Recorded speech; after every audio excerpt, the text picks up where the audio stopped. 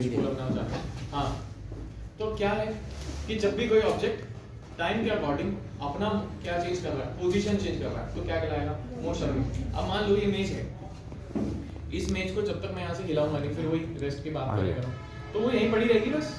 साल, 2 साल, 3 साल, 4 साल, कभी भी क्या है, टाइम के अकॉर्डिंग यहाँ से हिल ले सकती है। तो ये टाइम के अकॉर्डिंग अपनी पोजीशन को चेंज कर लेगी क्या? नहीं कर सकती। ठीक है, तो अगर नहीं कर रही तो टाइम में कहलाएगी रेस्ट में। किसमें कहलाएगी? रेस्ट में। और हमारा ऑब्जेक्ट जिसकी हम बात कर रहे हैं वो टाइम के अकॉर्डिंग क्या कर रहा है? अपने पोजीशन को बार बार चेंज कर रहा है, तो टाइम में कहलाएगा मोशन। ठीक है, टाइम में कहलाएगा मोशन। लेकिन अब बात ये है कि ये अपने मोशन किस किस तरह से ले सकता था। मोशन बहुत तरह के हो सकते थे। हो सकता था अभी जो हमारा ऑब्जेक्ट था वो पहले सिर्फ इस तरह से चल रहा था, ए पॉइंट से बी, बी से सी, सी से डी। यहाँ से आने में 1 सेकंड लगा दिया, यहाँ से आने में 2 सेकंड लगा दिए, यहाँ से आने जाने में 2 सेकंड फिर लगा दिए। तो ये भी एक मोशन हो सकता था। लेकिन ऐसा भी तो हो सकता था कि हमारा जो ऑब्जेक्ट है वो 2 सेकंड में यहाँ ए से बी यहाँ पर आ जाता। ऐसा नहीं हो सकता था। जरूरी है कि लीनियर मोशन ही हो। मैंने नाम ही बता दिया, मैं पहले पूछना चाहता था। यहाँ से यहाँ तक मान लिया 1 सेकंड में आ गया सी पोजीशन तक, यहाँ से यहाँ तक मान लिया फिर 4 सेकंड लगा दिया आने में डी पोजीशन तक, और डी से वापस जाने में कितना लगा दिया? फिर से 2 सेकंड लगा दिया। ये भी तो हो सकता था। नहीं हो सकता था? ये भी हो सकता था। अच्छा, ऐसा भी तो हो सकता था कि वो पहले यहाँ पर खड़ा होता और 1 सेकंड बाद यहाँ पर बी पोजीशन पर आ जाता, फिर 1 ही सेकंड बाद वापस ए पर आ जाता, और फिर 2 सेकंड बाद सी पर पहुंच जाता। और इसमें ऐसे ही ऐसे क्या करता रहता? मोशन करता रहता। क्या ये मोशन नहीं है? ये मोशन नहीं है, ये रेस्ट है क्या? ये मोशन है या रेस्ट है? मोशन है। ये मोशन है या रेस्ट है? ये मोशन है या रेस्ट है? ये भी मोशन है ना?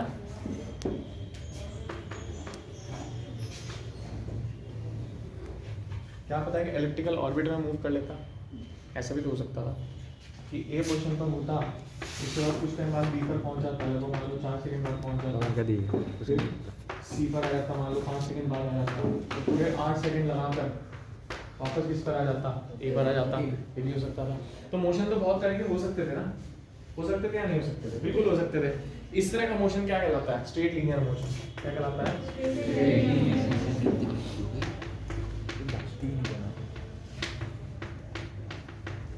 ठीक है, इस तरह मोशन क्या कहलाता है? Circular motion. ठीक है, ये मोशन क्या कहलाता है? ऑसिलेटरी कहते हैं इसे। सिंपल हार्मोनिक होता है। ठीक है, ऑसिलेशंस किस में क्रिएट होते हैं? सिंपल हार्मोनिक में। जब किसी एक मीन पोजीशन के इर्द गिर्द, एक इधर हो रहा है या इधर हो रहा है, मीन पोजीशन तो अपनी जगह पे है ना। जब किसी मीन पोजीशन के इधर उधर बार बार मूवमेंट होता है, तो that is kind of simple harmonic motion. क्या कहलाता है?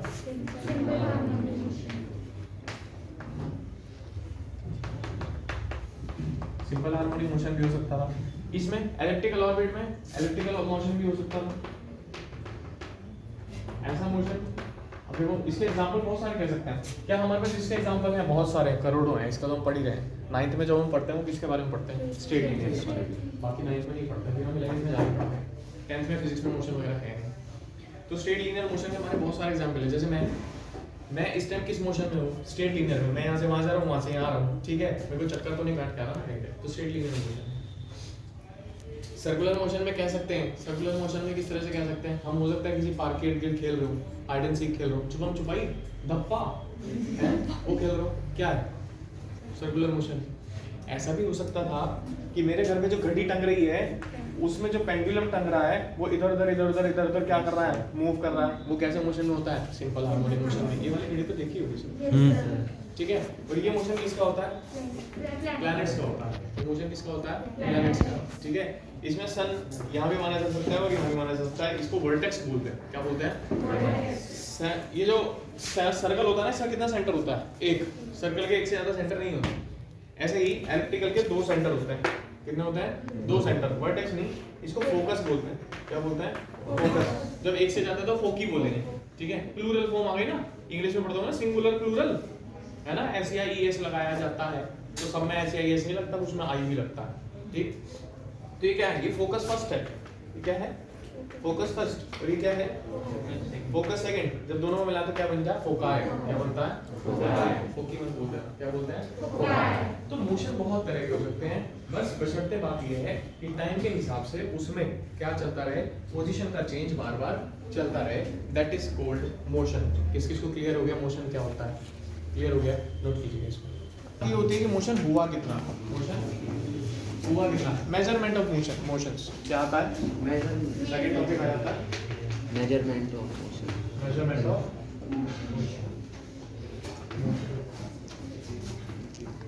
Measurement of motion has two factors. Measurement of motion जो होता है उसके दो फैक्टर्स होते हैं, फर्स्ट इज डिस्टेंस,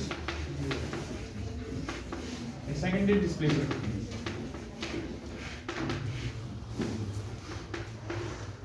ठीक है, अब डिस्टेंस डिस्प्लेसमेंट में क्या फर्क है?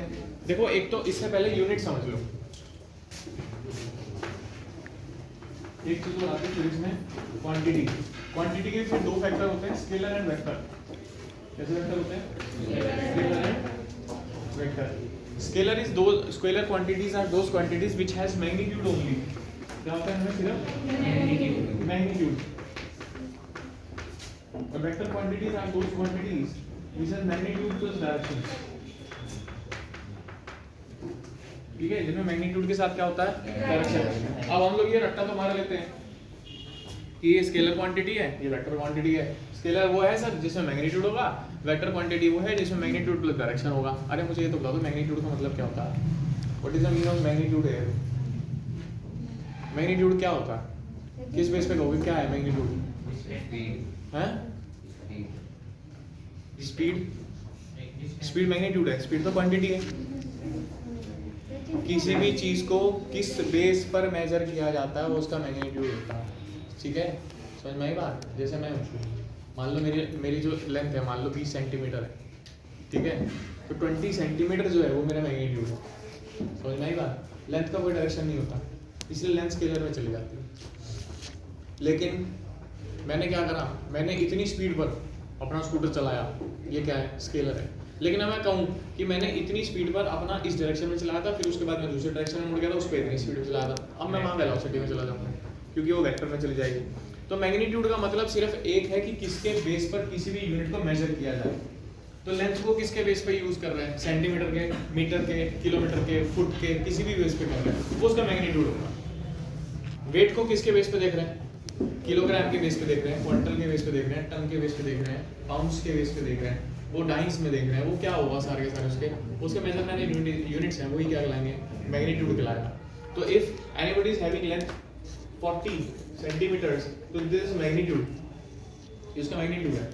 ठीक है, यानी कि अगर वैसे ही कह दें कि 30 kilometre per hour was the speed towards north, तो ये मैग्नीट्यूड है, ये डायरेक्शन है। बात समझ में? इसके बेस पे क्या करोगे? उसको मेजर। नॉर्थ के बेस पे मेजर थोड़ी कर लोगे, इसके बेस पे तो क्या करोगे? मेजर करोगे। इसके बेस पे क्या बताओगे? उसका पोजीशन। इसके बेस पे उसके क्या बताओगे? पोजीशन। तो मैग्नीट्यूड जब पोजीशन के साथ काउंट होता है तो वो वेक्टर क्वांटिटी में जाता है, लेकिन अगर सिर्फ मैग्नीट्यूड काउंट हो रहा है तो वो किस में चला जाता है? स्केलर क्वांटिटीज में चला जाता है। लेंथ है, ठीक है, वेट है, स्पीड है, वर्क है, ये सारे क्या होते हैं? स्केलर क्वांटिटीज होते हैं। ठीक है, एक्सेलरेशन है, वेलोसिटीज हैं, ये सारे क्या किसमें आ जाते हैं? वेक्टर क्वांटिटीज में आ जाते हैं, क्योंकि बिना डायरेक्शन के नहीं बताया जा सकता। ठीक है, तो अब क्वांटिटीज के बेस पे अगर देखा जाए तो डिस्टेंस भी अपने आप में एक स्केलर क्वांटिटी है। कैसी क्वांटिटी है? और डिस्प्लेसमेंट कैसी क्वांटिटी है? Vector quantity. ठीक है, दूसरी बात, अब पोजीशन किस बेस पे बताई जा रही है वो हमें बताएगा कि हमने डिस्प्लेसमेंट क्रिएट किया था या डिस्टेंस क्रिएट किया था। क्रिएट दोनों हो सकते हैं। डिस्टेंस हमेशा डिस्प्लेसमेंट से ज्यादा होगा, डिस्टेंस हमेशा क्या होगा? डिस्प्लेसमेंट से ज्यादा। ठीक है, दूसरी बात, distance can't be zero. Distance कभी भी क्या नहीं हो सकता? जीरो नहीं हो सकता। इट कैन बी, ये जीरो बिल्कुल हो सकता है। तो इस तरह से तीन कभी कभी वो भी आ जाते हैं लिखने के लिए डिफरेंसेस। तो क्या हो गया? Scalar, vector, always greater than that, can't be zero, can be zero, खत्म हो गई बात। इस तरह से याद भी कर सकते हो, कोई दिक्कत वाली बात। ये फ्लो चार्ट्स मैं इसलिए बनाता हूँ छोटे छोटे, इससे तो मैं वो रहता है। अब क्या है, कैसे पता चलेगा कि मेजरमेंट डिस्टेंस में हुआ या डिस्प्लेसमेंट में हुआ है, कैसे नापते हैं? तो सबसे पहला नोट मैं आपको बता दूं, स्ट्रेट लीनियर मोशन में जो हमने पहले वाले की बात करी थी, स्ट्रेट लीनियर मोशन में distance is always equals to displacement. Straight linear motion में डिस्टेंस और डिस्प्लेसमेंट हमेशा क्या होते हैं? इक्वल, सिर्फ स्ट्रेट लीनियर मोशन, बाकी किसी में नहीं। अगर यहाँ पे डायरेक्शन चेंज हो जाए तो डिस्टेंस और डिस्प्लेसमेंट क्या हो सकते हैं? फिर अलग अलग हो सकते हैं। स्ट्रेट लीनियर में हम किसी डायरेक्शन चेंज की बात नहीं करते, ठीक? जैसे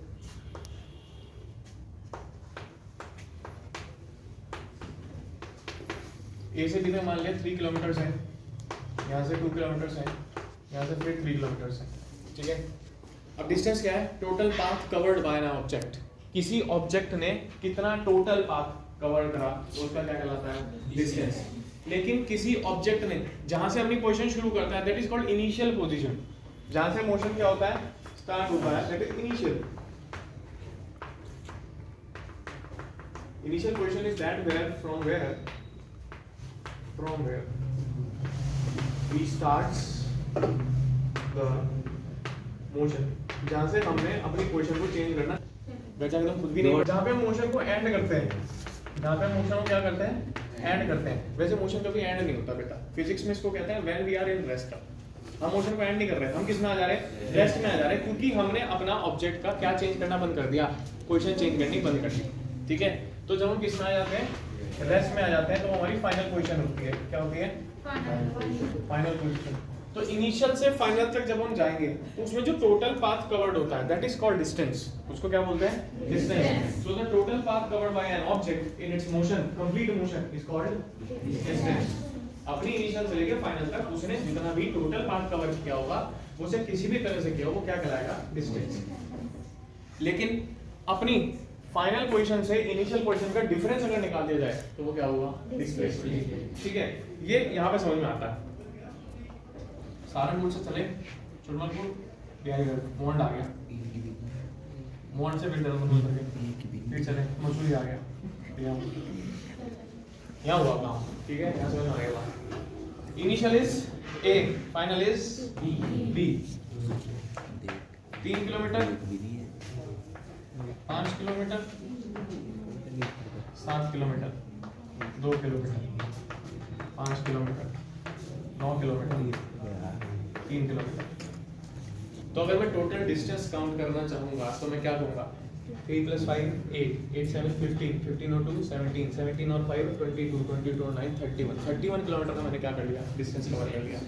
डिस्प्लेसमेंट ये नहीं कहता, डिस्प्लेसमेंट हमेशा लीनियर स्ट्रेट होता है। डिस्प्लेसमेंट का हमेशा कैसा होता है? स्ट्रेट। वो कभी भी क्या नहीं हो सकता? कर्व में नहीं होता। आई बात समझ में? तो अगर आप स्ट्रेट नापोगे ए से बी तक, तो वो तो ऐसे नापेगा ना।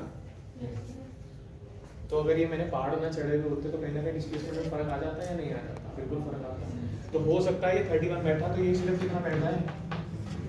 20 किलोमीटर बैठ रहा है, ठीक है। तो डिस्टेंस कितना हुआ? 31।